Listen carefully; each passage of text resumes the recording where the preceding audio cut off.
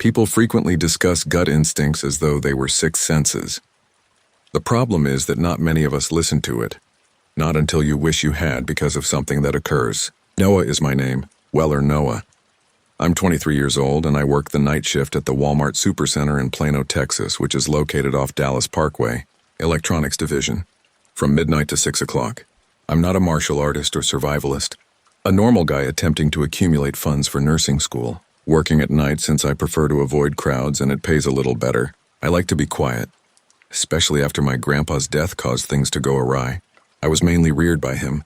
I returned home, dropped out of school, and spent the majority of that year changing his clothes and reminding him of my identity once he had Alzheimer's. I had no idea what to do with myself once he was gone. I needed to feel productive once more. I didn't have the funds, but nursing school was still an option. So here I am at 1 a.m. on a Wednesday, pushing TV carts and straightening shelves under fluorescent lights. Actually, it was quiet on Thursday morning.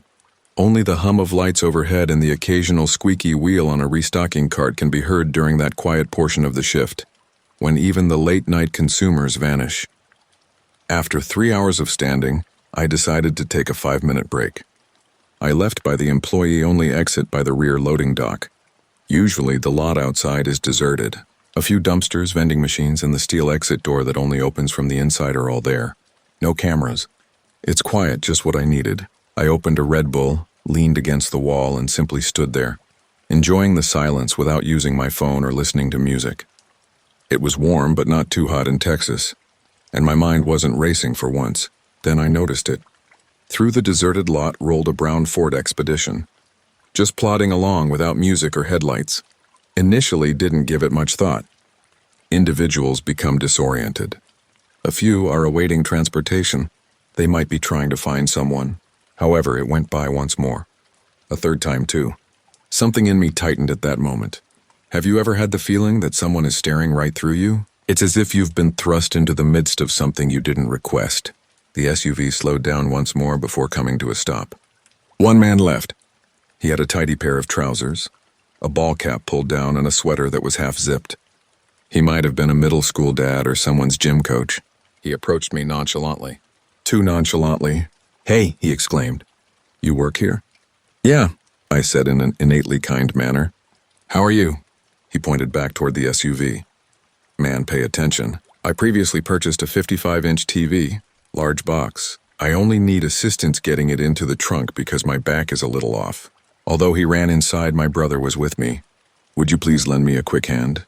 If you require the receipt, I may present it to you." I looked across at the parking lot. No one else was visible to me. "It's just the SUV, bro. And something about his delivery. I'm not sure." He sounded too prepared, as if he had said that precise remark before. I said, "Customer service is still open. They can dispatch someone to assist you." He grinned. Friendly but coerced. "They're slammed, yes. I thought I'd ask quickly because I just saw you out here. It will require 2 minutes. Man, I would owe you." I became aware of the second individual at that point. He was standing close to the building's far wall, half in shadow, arms crossed, and observing without saying anything. The cold I had experienced turned into a sharper object. I changed positions, keeping the half-empty can in one hand while keeping the other one hovering close to the door handle behind me. I tried to sound indifferent as I said, "I really gotta clock back in." "I'm sorry, dude." The cap guy chuckled. "Hurry up, man. I'm not requesting that you bring a refrigerator. Only a television." "What? Are you no longer permitted to assist?" That tone now a little irritated, as if I owed him something. The second guy moved at that point. Just one more step. Just enough to show that this was no ordinary friend waiting in a car. He had no intention of lifting anything. He supported me. This time I said it louder. "Really, you ought to ask the front desk. I am not allowed to leave the dock alone." I turned and yanked open the steel door. The guy in the cap behind me murmured something. I didn't pause to inquire. I closed the door after it clicked shut behind me. My hand was trembling a little, but not very much. I reached for my radio. I said into the walkie-talkie, "Valerie, you imitate?" So a pause. "Yes, please. Something's up out back, I believe." By the dock, 2 men. One person requested for assistance with the TV. It didn't feel right. "Are you all right?" "Sure, I'm inside, but there's a problem." "Proceed to security." "There, I'll see you." I hurried along the corridor. Did not run. It would have been real if you had run. I couldn't stop thinking about that second guy. How silent he was. How silent he was. Simply gazed. Mike was on break in the little surveillance room, munching on trail mix with his feet on the desk. He raised his head. You look pallid, dude. I gestured to the display, ignoring that. Is it possible for you to get the dock lot feed right now? He moved the feed backward with a click. The SUV was still parked sideways outside. Just waiting, no cart, no loading, no activity. We halted the video just as Valerie entered. She leads the night shift, is in her late 30s, and is straightforward. The manager who, with a single glance, might end a fight. What do we see? She inquired. I gave an explanation. It happened that way, nothing spectacular. She watched the screen step by step. They have circled. Mike wound it again. The SUV had indeed been skulking around the parking lot for at least half an hour. There were 3 spots where it parked. Nobody ever went shopping. That's not someone waiting for a pickup, she whispered. That guy is waiting for someone. Taking out her phone, she dialed the cops.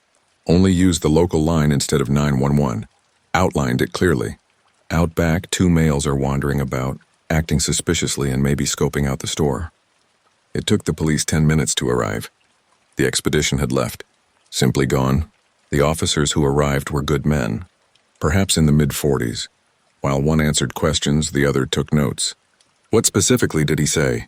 The second person didn't say anything when I informed him. Nothing. They gave a nod, promised to follow up, and removed the plate we had taken from the feed. You'd be shocked at how widespread this is. We've had reports like this across town, one of them stated. Similar configuration. Guy claims that he needs assistance loading something. A second man waits close by. SUV or van near an exit. No one becomes hostile unless they believe you are alone yourself. What are they trying to do? Valerie inquired. Someone rob? Perhaps. It might be worse. He didn't go into detail. I spent a lot of time in the break room just staring at the wall as they left with a copy of the video. I kept thinking that I was only a few steps away from crossing the line, just one step beyond the light. I don't go outside for breaks anymore. I have pepper spray attached to the lanyard of my badge. I told my mother the story and she handed it to me. She simply nodded and purchased it from Amazon the following day without saying anything. I don't say I no longer say no to helping others, but I no longer say yes mindlessly. There is a distinction. I'm honest with new hires when they inquire about working the night shift. I advise them to stay in well-lit locations, keep together, and follow their instincts, even if doing so makes them feel uncomfortable. Awkward is preferable to absent. I can still hear the guy's voice in my mind sometimes. Too silky, too easy. Man, just take 2 minutes. Yes, 2 minutes. All it takes to vanish is that. Not all amiable faces are secure. Have faith your gut feelings even if they are uncomfortable. Being careful does not equate to rudeness. It's smart. And occasionally it's the life-saving factor. It's smart. And occasionally it's the life-saving factor. As they say, you crawl back to the beginning when life knocks you down. That location for me was Naples, Florida. I returned home with 2 duffel bags, a broken phone, and more emotional baggage than I wanted to unload after ending a 2-year engagement in Chicago and leaving a high-rise career that I had believed would define me. I was allowed to stay in my sister Katie's spare bedroom, which had boxes of baby items and flowery bed linens that she hadn't yet given. She always had good intentions. To her credit, she only provided information rather than asking a lot of questions. Slid over a house key, gave me a hug, and added, "You'll figure it out." The Walmart off Airport Pulling Road recruited me for the evening shift a week later. Avenues for health and beauty. Just me, nothing fancy. Inventory on a cart, and the steady hum of fluorescent lights at 3 a.m. I enjoyed it.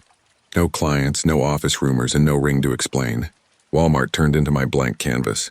Aisle 9, my aisle, was the sole oddity. It was always strange. I initially believed I was being paranoid. I would arrive at work at 10 p.m., stock shampoos, lotions, and razors, and leave by 6 a.m. However, little events began to occur. I knew that things hadn't been moved, but they were. Here, a cap unscrewed. There, a stick of deodorant twisted open. One evening, it appeared as though someone had purposefully flipped all of the Neutrogena items by going down the aisle with them facing backward.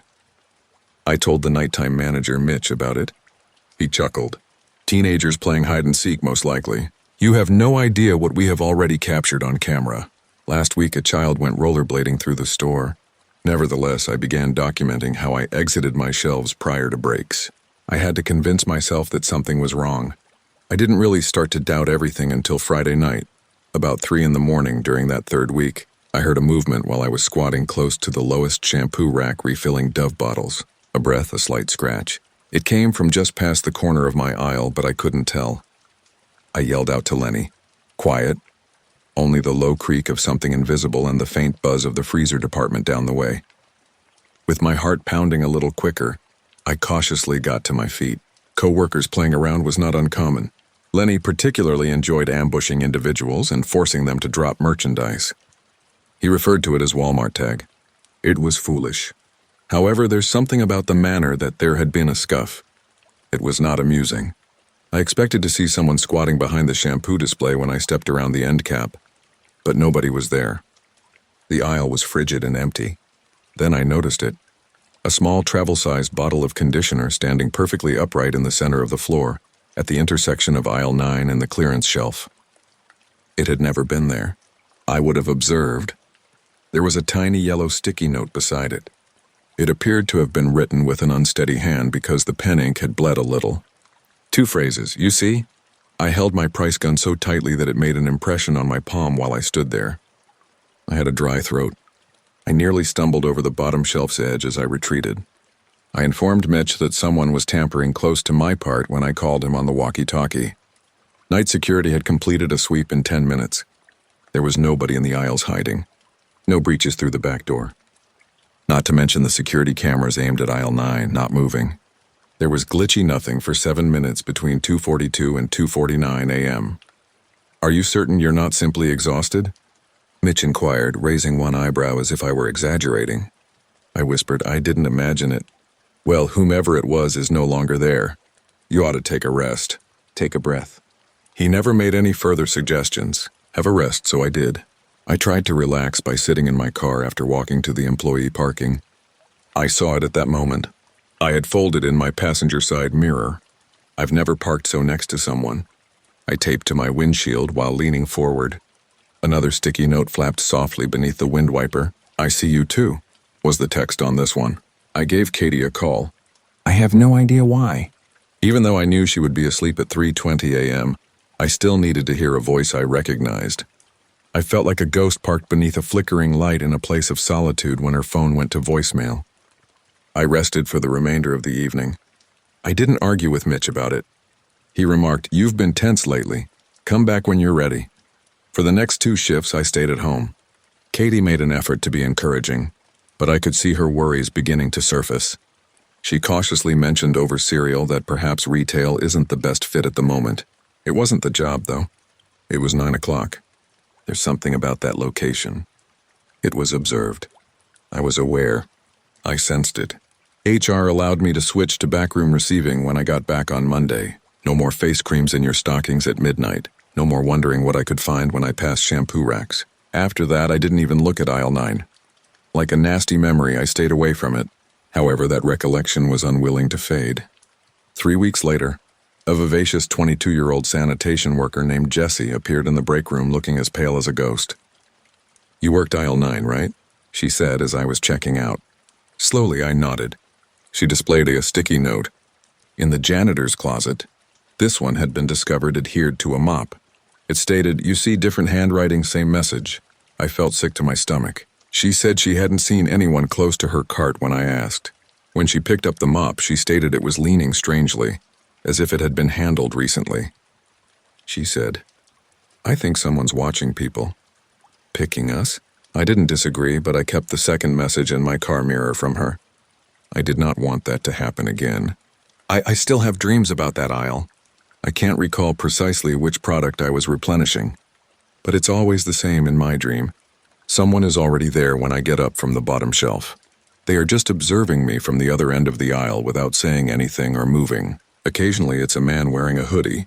I told Katie that sometimes it's a woman without eyes and other times it's simply a shadow, a black outline of a human that flickers when the lights above buzz. She encouraged me to seek therapy, talk to someone, or do anything else. However, when the world continues to dismiss paranoia as imagination, how do you explain it? I eventually got my own apartment close to 5th Avenue, Worked in a veterinary clinic where the most terrifying thing I occasionally have to deal with feral cats. However, I continue to stay away from Walmart, particularly the location off Airport Pulling Road. Additionally, I never longer park beneath light poles, particularly those with crooked shadows. In hindsight, I don't believe it was a ghost, not in the conventional sense. I believe there was a real living person present, someone who flourished in the kind of obscurity that shuttered aisles and night shifts permit, a spectator. A stalker who delighted in writing notes, playing games, and casting doubt on they had observed. I will never be able to identify them. However, I gained some valuable knowledge. You're not always insane. Sometimes your gut feeling isn't a sign of paranoia. It's instinct. We're conditioned to ignore warning indications in order to avoid creating a fuss. However, I might have been spotted a bit too much if I hadn't moved away and ignored that second note. Trust your gut when something doesn't feel right. Don't allow civility take precedence over your safety. You might be able to avoid becoming the next unseen story for someone else by following your gut. Unseen story for someone else by following your gut. As they say, the only way out of a bad situation is to go up. However, nobody can describe what it's like to live at the bottom and establish a life there. It reminded me a lot of working the overnight shift at the Walmart in Willow Grove, Pennsylvania on Blair Mill Road. I had been clean for a year and 9 months, divorced, and 33 years old. Tessa, my 6-year-old daughter, believed that I was employed at a toy factory. Permit her to think so. In any case, I only got her on Saturdays 2 and 4. I took what I could once the downturn crippled my funds and my HVAC employment dried up. Clear out bins, night shifts, cleaning up electronics and beverage spills, and handling shady returns. For the most part, calm was preferable to pandemonium. Evenings. My least favorite days were Wednesdays, not because of the labor, but rather because the store was so quiet. 3 aisles down, you could hear the hum of the refrigerator units. At approximately 1:15 a.m. that night, Lenny, the nightly manager, stepped outside to smoke while I was working at the returns counter. He entered at that point. Tall man, possibly in his late 30s. Khakis, a pressed shirt, and the type of clean-shaven face you only see on jury duty advertisements or real estate posters. He had a dusty flat-screen TV and a battered box that was folded down at the edges but not taped shut. "You have to give this back," he replied, quiet but flat voice. "A receipt?" I inquired out of habit. "Not at all. Present from a person I'd rather to forget." I gave an explanation of the store's policies. No invoice, no going back, not for gadgets. Not 30 days later. Before I could finish my typical script, he leaned a few inches away from my face and muttered, "Don't make this challenging." He didn't raise his voice. He didn't move his face. However, he had icy, vacant eyes that you don't argue with unless you have support, which I didn't have. I scanned the TV's barcode and took a quick look at the screen. Sold in Arizona 5 months ago. Things started to go weird at that point. He took a step back, slipped a folded piece of paper across the counter, and remained silent. There was no receipt. A mugshot was used. His face, but with a busted lip and longer hair. He's not who he claims to be underneath it. He was gone when I looked up again. I initially believed that he might have left quickly, but when I asked security to look at the departure video, all that was visible on the screen between 1:14 and 1:20 a.m. was static and glitchy white noise. This month, that was the 3rd time. The technician, sipping coffee as if nothing unusual had happened, said it was either the wind or some loose cables on the east panels. I wasn't persuaded. When I saw it, I realized it was strange, and there was something strange about that night. Around 1:30, Lenny returned from his smoke break and brushed the snow from his hoodie. "All right?" I showed him the picture of the mug. He scowled. "This seems like something from an unsolved mystery, dude. Are you serious now?" "He was just here, I swear to God, I got that from him." "He's not on the cam, so either this man is the damn Flash or you're playing a practical joke on me." It didn't seem serious to him. I wasn't expecting him to, but I couldn't get rid of the feeling that comes when your gut begins to voice warnings that your brain isn't yet able to comprehend. I went to check the loading dock door at about 2:10 a.m. Unless you shoved the bolt twice, it always jammed. Smokers occasionally forget. The frigid air hit me as soon as I entered the hallway by the break room. The dock door stood ajar and swayed a little. This place had been visited. Something was lying just inside the threshold when I reached for the latch. A sticky note was affixed to a black USB stick. "Watch before morning or someone else will," it said. I simply grabbed the door and headed straight to the break room without even locking it. Hardly did the PC boot up. It took 10 minutes. However, I wished it hadn't worked at all after the files opened. The footage looked unsteady, as if it had been shot with a cell phone and not intended to remain steady. It depicted a person, likely the man moving through our Walmart at night. The camera briefly flipped a selfie of a hoodie, face in shadow and labored breathing before turning around again. He went into produce after passing the electronics and then down to the staff hallway. Outside the door of the staff break room, the camera paused. After 11 p.m., the keypad locked the entrance, which was marked authorized personnel only. However, the next shot showed me and other night shift workers sleeping in the break room with low lighting, blankets on the floor and faces visible, slumping against the vending machine with my mouth slightly open. I recognized my own foolish face. The timestamp in the corner reads 2:47 a.m., 3 nights ago. I was unaware that I had dozed off. I couldn't recall it. But someone who didn't belong had been observing us, and there I was, helpless and unprepared. With wet fingers and a racing heart, I closed the file. I produced a still image, frame revealing my face, and presented it to Lenny. I must return home. "What is this?" I asked. "Are you asleep? The number? I was being filmed while I slept 3 nights ago." He appeared pallid. "Did you have you provided a key code to anyone?" I gave a headshake. The following morning, we presented it to management. They provided me a week of paid leave, submitted a report, and shrugged. "That was it. Thank you for bringing it." But there were no police officers present or follow-ups, to our notice. After that week, I didn't come back. I packed up what remained of my dignity and sent in my resignation by email. None of this was known to Tessa. I wished she wouldn't. She was still too little to comprehend why her father started looking under the car before every journey, or why he always secured the bedroom window. However, I couldn't get rid of the sensation. Whoever that man was, judging by his expression and his gaze, he wasn't returning a television. He was either baiting a trap or sending a message. The USB stick went home with me. I still keep it in the back of my closet in a lockable, fireproof box. I consider giving it to someone occasionally. Local police, the FBI, or even a podcast. However, I don't because I don't want him to know that I kept it if he's still out there. Security doors, cameras, and policies may not be important to him. However, he appears to be aware of who is observing, and perhaps just possibly he still desires attention. I quit Walmart more than a year ago. These days I work loading docks in Scranton. Steel-toe boots, quiet shifts, and no break room. No unlocked doors, no naps. I don't talk to anyone. Avoid drinking. Don't ask me questions that I'm not prepared to respond to. I still have dreams about that night, though. I'm still curious as to whether he's doing the same thing elsewhere. Another dusty mug photo that no one believes, an ancient TV box, and a charming smile. I might have been a test. I might have been the first to notice. In any event, I did learn one thing. The manifestation of evil is not necessarily accompanied by anger or sound. It smiles occasionally. It murmurs. It watches you sleep while giving you a phony return. It's especially important to trust your gut when no one else does. No one else does. I made a commitment to never look back after the split. But all I had left was home when Tampa ultimately spit me out with a suitcase, 2 maxed-out cards, and a lease termination. Little had changed in Lakeland.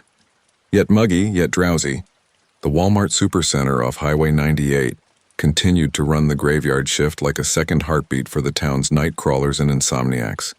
And the roads were broad and the people were kind enough. 2 weeks after I returned to living with my mother, I was hired. Simple employment, calm, self-checkout, night cashier, and just what I needed. I was not looking for attention. I didn't want to be asked how I was doing or subjected to small talk. The only thing I wanted was to live under the fluorescent lights as cereal boxes beeped and the occasional, "Ma'am, this won't scan," broke the stillness. Most evenings were like a gentle fog, blending together from 1000 p.m. to 6 a.m. Waves of customers arrived, including truckers snatching microwave burritos, agitated youths, and exhausted nurses. By 12:30, everything was very quiet. During my breaks, I occasionally listened to podcasts, especially true crime, which were strangely reassuring. I felt alert and ready after reading the grisly stories. I always assumed that I would be prepared in case something strange ever occurred. However, I wasn't. Sunday began as usual. The store was already in its silent lull, and it was beyond midnight. She caught my eye as I was replenishing gum at the cashier. She entered quickly. A female, and she might have been in her late 30s. but she wasn't wearing one of our blue vests. Her badge had an outdated logo fading print and no barcode. There was a problem. She approached me directly. When she said pick up for the Brensons, no grin. Despite the fact that it hadn't rained in days, her hair was damp as if she had just emerged from a rainstorm. "Do you have an order number?" I inquired. She hesitated. She fidgeted with her fingers by her side. Then silently, she turned and moved toward the back, toward the employee-only stockroom doors. Without reluctance, I watched her go. My stomach twisted for some reason. On the store radio, I hit the call button. "Come in, Victor," to self-check. No answer. "Are you around, Vic? Do you have a consumer who is going to the back without permission?" Quiet.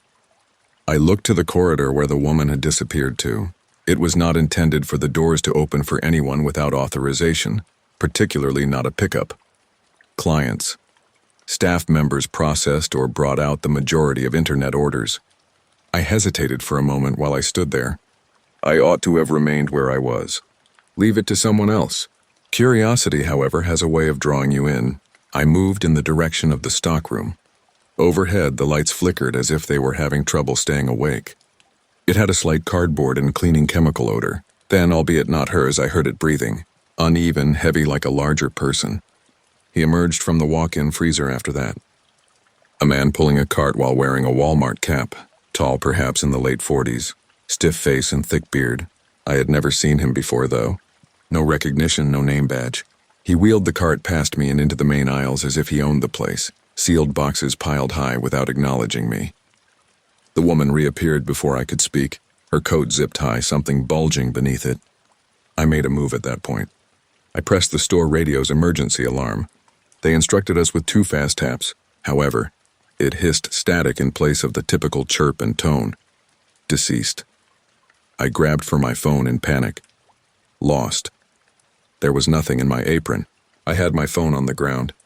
The screen was bright and facing up back beside the freezer entrance. How could I have missed it? My heart thumping, I walked toward it. Then from the direction they had come, a shopping cart came rolling down the aisle by itself. No hands, squeaking wheels, and they were gone. Simply gone. Not through the checkout lanes, not out the front doors. I quickly returned to the registers after grabbing my phone. There was absolute silence in the store. There are no longer any patrons, Victor, or even any music coming from the ceiling speakers. The only sounds settling are the monotonous hum of air conditioning and the sporadic creak of metal shelving. With my phone in hand, I paused, wondering if I should dial 911. Perhaps it was merely an odd miscommunication. The woman might have had clearance. The man might have been a stand-in. However, I was aware. There was a problem. Utterly incorrect. So I called. "What emergency do you have?" "Claire Houston is this person. I work at the Lakeland Walmart located at 98 North. Something like a break-in has occurred. 2 people went into a restricted location. The cameras don't show one of them. I have a dead radio. I believe they stole something." I was kept on the line by the dispatcher. Her typing was audible to me as I described everything. "I should wait close to the front," she said.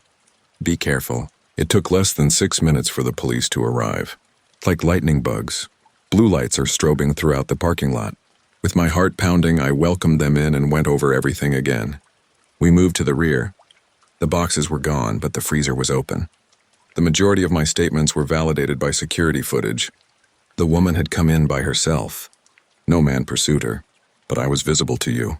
My apprehension was evident as I retreated. Distant from nothing just void space. The cop responded, "He's not there," as he leaned over the monitor. "You're talking to someone, but no one's in frame." They looked over the logs. There was no Brenson's command. There was no pickup planned for that evening. Victor. At last he returned the call, claimed that at about the same time, he had gone outdoors for a smoke break. Nothing was heard. Walmart. According to corporate, software updates were being made to the camera system that evening. A few frames were corrupted, overwritten, or missing. The following week, I gave up. I had trouble sleeping after that. However, 2 months later, the worst happened. The afternoon was a Tuesday. I was in my sweatpants at home watching TV, merely attempting to feel normal once more. My phone started buzzing at that point. A single message, unknown number. I opened it with a tap. "I appreciate you not getting involved." A picture was included. A picture of me from the candy rack aisle, standing behind the self-checkout station. My badge was visible, but my head was obviously down mid-scan. 12:32 a.m. is the timestamp. I spent a lot of time staring at the picture that Sunday night when they were there. I had trembling hands. My mouth became parched. How? Who took it? No coworkers, clients, or camera operators had been in the area. I showed my mother. She recommended contacting the police. However, what were they able to do? It was merely a thank you note, not a threat. As though I had been kind to them. Even though I removed the message, I occasionally still consider it. That person had been observing me for how long? What made them release me? Months went by. I accepted a new position at a nearby bookshop. No 24-hour fluorescent horrors, quiet and comfortable. However, I had changed. More vigilant, constantly keeping an eye on a room's corners. I no longer wear my earplugs in public. I always have my phone fastened to my belt. Even at home, I lock the door to my bedroom at night. I dream about that night sometimes. However, the dreams are never static. The man in the cap loses his identity. The trolleys all move independently as the woman backs out of the store, clattering down empty aisles. Sometimes I wake up to the smell of cardboard and frigid air, as if the freezer had never been shut. I was driving past that Walmart again one evening. I have no idea why, simply going around the region. With the exception of one item, the parking lot was largely deserted. A cart loaded with sealed boxes is parked close to the garden center. Nobody in the area, I continued. I had no desire to find out. Have faith in your intuition. If something doesn't feel right, it most likely is. Your intuition may be your final reliable warning in a world full with distractions and false cues. When someone enters your life at the wrong moment, in the wrong uniform and with the wrong request, pay attention, ask questions, and most importantly, never dismiss them. And most importantly, never dismiss them. Family usually comes first, but that's not always the case when your family is split apart. In Clarksville, Tennessee, I was 19 years old and working night shifts at the Walmart on Wilma Rudolph Boulevard.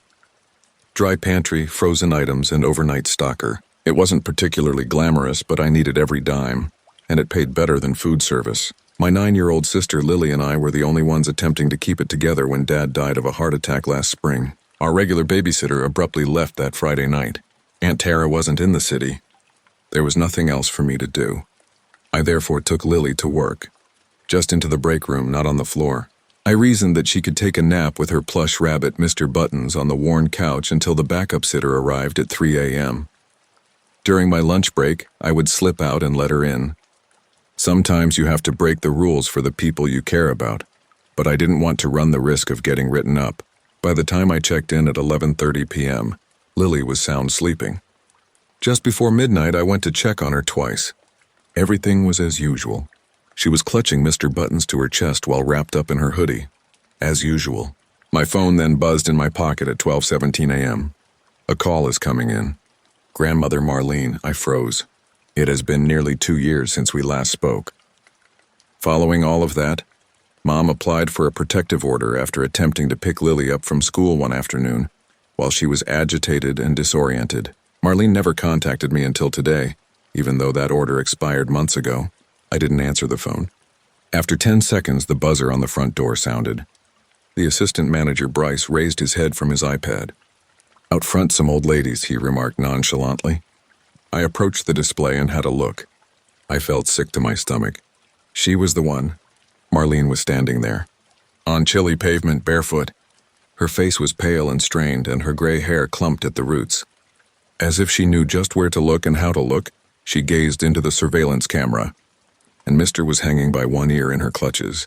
Lily's rabbit Buttons. I didn't even consider it. With my sneakers slipping a bit on the waxed floor, I ran to the break room. Thank God Lily was still there, safely asleep. However, Mr. Buttons had left. I looked around the room in shock. What on earth did she do to obtain the rabbit? The doors were secured. We had spent the entire night indoors. Was she ever truly dozing off with it? Was there something I missed? I knelt down and shook Lily awake. Hey, sweetheart. It's all right, I muttered. When you lay down, did you have Mr. Buttons with you? She nodded, still feeling sleepy. Here he was. The knock came at that moment. Not through the front door. The buzzer would have sounded once again. From the rear of the shop came this one. The worker leaves. 3 slow knocks. Bryce jogged along the corridor. What on earth is happening? It's her, I said. My grandmother. That woman outside shouldn't come close to Lily. Another knock, more forceful this time. Remain here, urged Bryce. I'll investigate. No, I lost my temper. She is unknown to you. Just give security a ring. He dismissed me with a gesture and went to the rear. I gathered Lily in my arms and embraced her. Bryce called in via radio. There's nothing back here. The doors are locked. Nobody is in the area. Then bam, one more knock. Not from the door. This time it originated adjacent to dry goods in the emergency stairwell. The temperature lowered, I promise. Lily clung to me, breathing heavily and half awake. She's here, but why? She muttered. Is she angry? I didn't respond. I didn't want to speak the truth, yet I didn't want to lie either. Once more, Bryce radioed. Well, there's a problem. I looked at the cameras. She is no longer at the front entrance. She was nowhere to be seen outside. Either one of two things was implied. She either went inside or went out. We weren't taking any chances, even if I didn't want to believe it. Lily and I hurried into the employee restroom, the closest locked room I could locate. It featured sturdy walls and a deadbolt. I sat with her in my lap after latching it and lowering the changing station. I attempted to dial 911, occupied. I kept trying. I finally succeeded on my fourth attempt. I heard it as I stated our location. There was a faint, raspy singing software sound coming from the air vent above us. Little bird, Lily, Lily, my heart fell. The lullaby was it. Her lullaby. Before things came apart, she used to hum this song. When she attempted to take Lily outside the school playground that day, she sung this song. Lily sat motionless on my lap. It's my song, she muttered. I tightened my grip on her. I was asked if I heard anything strange by the dispatcher. I was at a loss for words. She's inside. She's here, albeit I'm not sure how. Get someone, please. Right now. The song ceased. Then there was quiet, absolute quiet with a buzzing sound. We heard the sirens 5 minutes later. PD from Clarksville showed up quickly. They were shouting across the store and I could hear it. Tile and heavy boots. The first one I shook off. I posted the third note on my mirror and preserved it. It makes me realize that teaching is more than just grammar. It's being there. Not frozen. I still haven't gone back to the high school. I might give it a shot. But I still think about you. A warning, a call to action. Complete indifference can hurt more than words in any classroom or hallway. I have a clear understanding of truth as I lie here tonight as the hum of the HVAC system cycles through my window. Being correct is less important than being present. Your silence might be more powerful than an apology when someone reaches out or is upset. Avoid hiding in inertia and walking away. Remain with them. In a dimly lit hallway, a cacophonous classroom, or a vulnerable moment at 2:10 a.m., you have the power to make the difference between neglect and healing, guilt and grace. Between neglect and healing, guilt and grace. I never imagined that working a night shift at Walmart would provide me comfort. I was a 45-year-old English teacher at a high school, until a student event left me traumatized and unable to return to a classroom. I took a leave of absence and dubious promise to reset. However, real peace eluded them. That Tuesday night was colder than typical because Plymouth winters arrive early. My clock-in time was 10:30 p.m. working the overnight shift by myself. Me, a mop, and a cart full of detergent, no boss in sight. I trained a nervous 22-year-old named Jules months ago, and he wanted the night off. Fatigue and mercy got the better of me. I was here after switching shifts. Under the flickering fluorescence, the store seemed too quiet. Reciting sonnets to myself to quiet my racing thoughts, I carried my basket through aisle 5. Repetition helps. I made a stock. I made plans. Routine brought me serenity. However, something didn't feel right. Perhaps the shame that still weighed heavily on my chest. Perhaps the steel and tile are absorbing the chill. I shook my head and got to work, putting Tide Pods in the bottom rows. Each bag was the same, but that was beneficial. I walked around the booze section to check IDs shortly after midnight. Only little was left by then. I worked module by module. The consistency of night shifts appealed to me. No small talk, no essay marking, and no moral reflection about whether or not I failed my pupils. However, destiny, or my own guilt, had other ideas. I was on my third route through detergent by 1:30 a.m. The sharp clatter of bottles and the hum of the freezers kept my head calm as the cold bit my bones. I might have even relished the emptiness. Then at 2:10 a.m., just past reception, I heard it, barely perceptible, a soft scraping like fingernails on lacquer.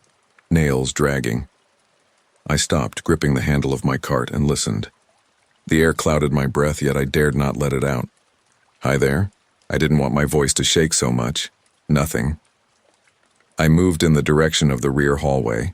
When I paused, the scratching resumed as if someone was waiting or stopping. I turned on and off the lights. They steadied after blinking twice. It felt as though the place was deserted. I kept going until I was standing beneath that yellow exit sign. I felt the cold run down my collarbone. Then I caught sight of him. At the entrance to the corridor, the person stood. With his hoodie torn at the sleeves and emergency lights shining on him, he appeared to be an older adolescent lad. I went cold. At first, he remained silent. "Can I help you, buddy?" "You're not supposed to be back here." Silence. "You left us," he said, his voice raspy and thin like shattered tile. My heart stopped beating. The memory rose, raw and scorching. During a poetry debate last year, Caleb, a sophomore in my class, had wild eyes, trembling hands, and scissors in his hands. Too violent, too near. I went cold. I didn't stop him. I did not assist the other children. I didn't succeed. I kept his face in my head like a scar, even if he later received a 504 plan. The identical indictment was now whispered by this stranger. "You abandoned us." I tightened my chest and backed away. "No, I didn't," I croaked my voice. The child only stared with his hat over his face and his body motionless. Then he whispered again, leaning forward. "You abandoned us." I moved forward a step. Who are you?" He gave a head shake. "Never is it about me." Then he took a stride in my direction. My throat shut. Cart, I whirled and ran down the aisle. My sneakers reverberated as I passed rows of washing pods abandoned. Then nothing. I turned around. Cold tile, no sign of him. I heard rubber boots squeaking down the aisle. As I turned the corner, I almost ran into Jules. His heart thumping, he gazed at me. "Are you all right, Mr. Locke?" My chest heaved as I gasped. A young person was in the corridor. "I," he said, "abandoned them." Jules gave a head shake. "Are you certain?" "There should be no one back there." "Boss, it's also quiet." Unable to say, I nodded. My hands were shaking. He led me to a bench for staff. "Breathe." His blue eyes were troubled. Sincerely, my eyes strayed back down the hallway, vacant. Jules was seated next to me. "Spend the remainder of the evening off. I'll give your boss a call." I wanted to leave so I could breathe in the crisp night air. "Anywhere but here." "Thank you," I whispered.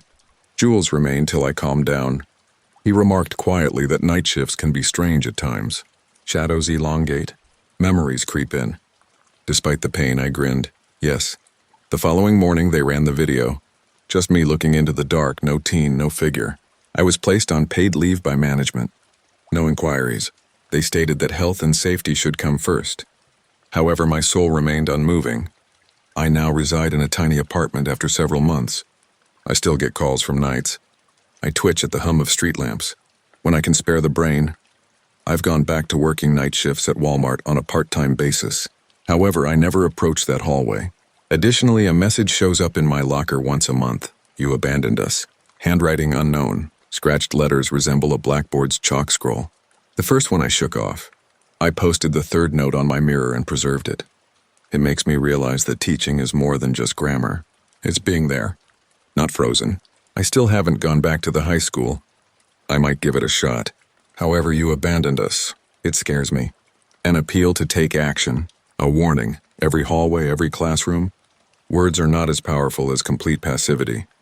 I have a clear understanding of truth as I lie here tonight as the hum of the HVAC system cycles through my window. Being correct is less important than being present. Your silence might be more powerful than an apology when someone reaches out or is upset. Avoid hiding in inertia and walking away. Remain with them. Whether in a boisterous classroom, a dimly lit hallway, or a precarious moment at 2:10 a.m., you have the power to separate neglect from healing, blame from grace. Separate neglect from healing, blame from grace. I was proud of where I was going, but I wasn't particularly proud of where I had been. In Asheville, North Carolina, I got a night shift work at the Walmart neighborhood market off Hendersonville Road, after 17 months clean and just enough community service to wear holes and 2 pairs of boots. It was consistent but not glitzy or thrilling. I just needed steady. Prior to everything going south, I worked as a line cook. Alcohol, drugs, a DUI, and a protracted, isolating stay in treatment.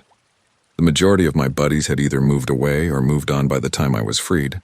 Back then I was 32, working graveyard hours unloading trucks and renting a one-window basement. But what do you know? It seemed peaceful to be alone at the rear dock, with only the pallets, me, and the distant sound of forklifts. As usual, I arrived at work at approximately 9:00 p.m. on Wednesday, March 13th. Even though it was one of those early spring evenings, the breeze had the scent of impending rain. I stopped at the rear entrance to smoke at around 9:30.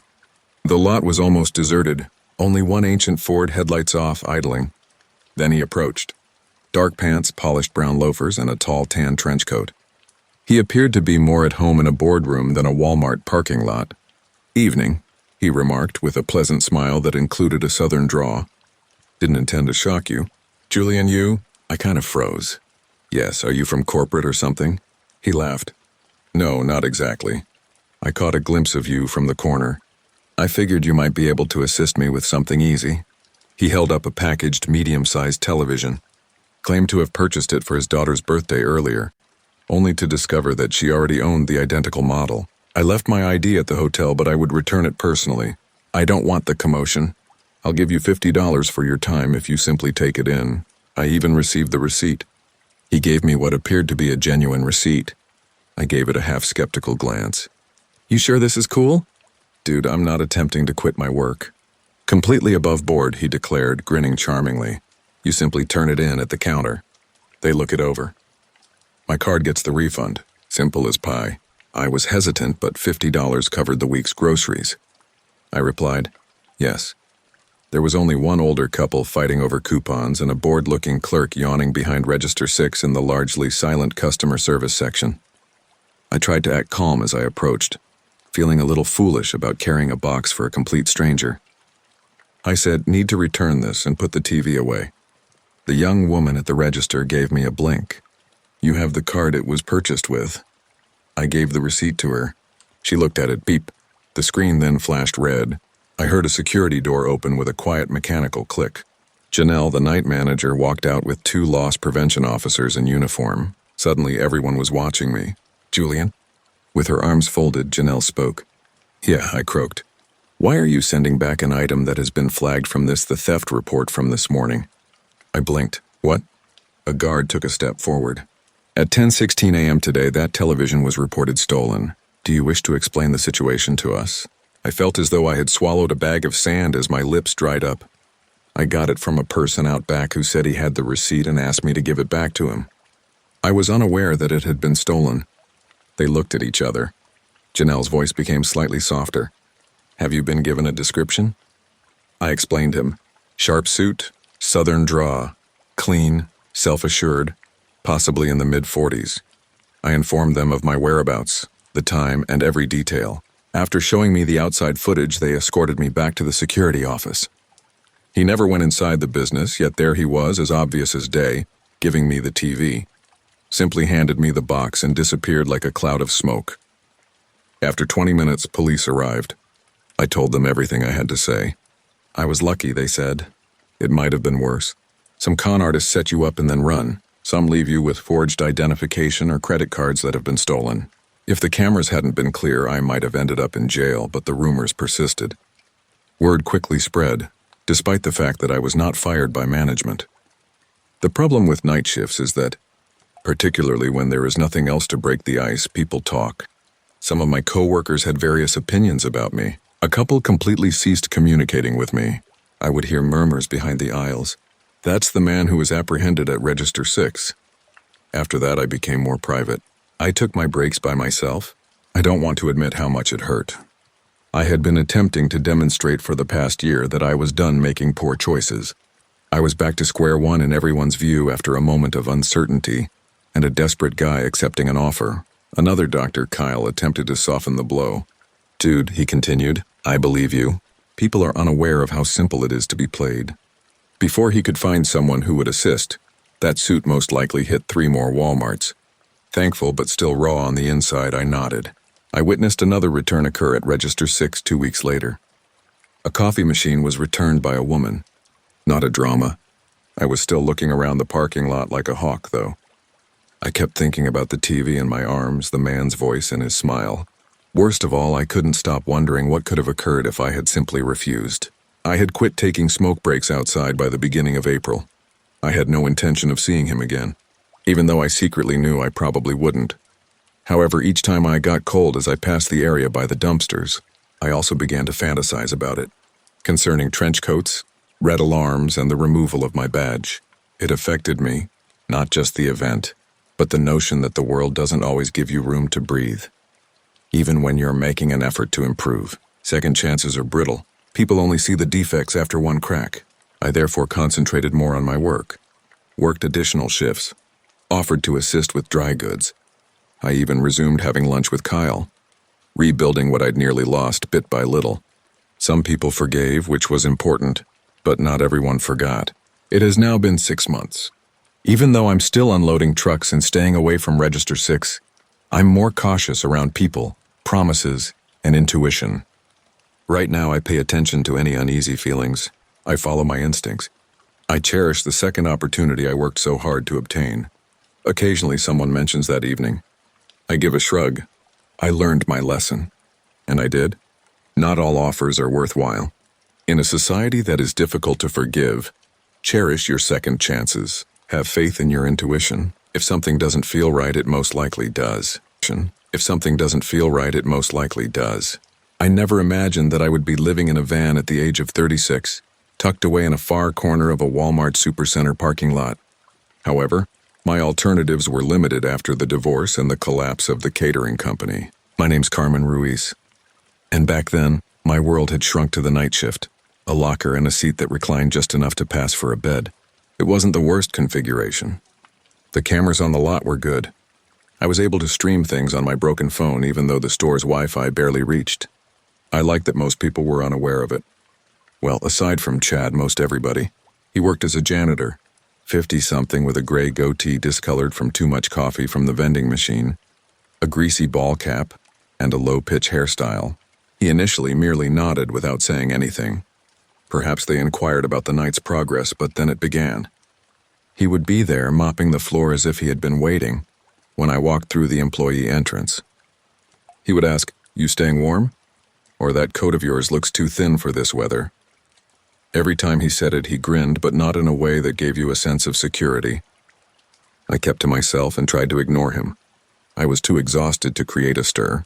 After a particularly long shift replenishing seasonal sale items, I went out to my van one morning and saw a piece of paper with blocky, uneven letters handwritten on it tucked beneath my wiper. "It's not necessary for you to sleep outside." I'm hot. I felt sick to my stomach. No name was given, but I didn't require one. Chad was the one. I parked behind a closed bank 3 blocks away that evening and entered wearing my hoodie pulled up. He still found me, though. He did. That's when I realized this was no longer merely strange. It was risky. I spent some time trying to minimize it. I told myself that I was exaggerating. Technically, he had only made a few notes and lingered. Looks approaching too closely while there was already no one in the break room.